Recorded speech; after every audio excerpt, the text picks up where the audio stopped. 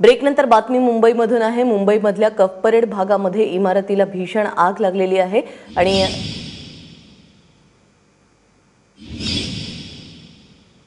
Maker टॉवरच्या 20व्या मजल्यावरती ही आग लागल्याचं कळतंय। इमारतीला मोठी आग लागली। सकाळी 6:30 वाजताची ही घटना आहे। अग्निशमन दल आता या ठिकाणी दाखल झालेला आहे। अक्षय कुडकेलवार आपल्याबरोबर आहे। अक्षय, काय अधिक माहिती? प्राजक्ता, ज्या पद्धतीनं मुंबईच्या कप परेड परिसरातील मेकर टॉवरला आग लागली होती, 20व्या माळ्यावर ही आग होती। तुर्तास आगीवरती नियंत्रण मिळवण्याकरता अग्निशमन दलाच्या जवानांना यश आलेलं आहे। 6:30च्या सुमारास ही आग लागल्यानंतर थोड्याच वेळात कुलाबा फायर स्टेशनची अग्निशमन दलाच्या सगळ्या गाड्या आणि एक विशिष्ट प्रकारची जी उंच इमारतीला लागलेली आग विझवणारी शिडी या सगळ्या अत्याधुनिक साहित्यासह ते या ठिकाणी दाखल झाले होते अग्निशमन दलाचे जवान।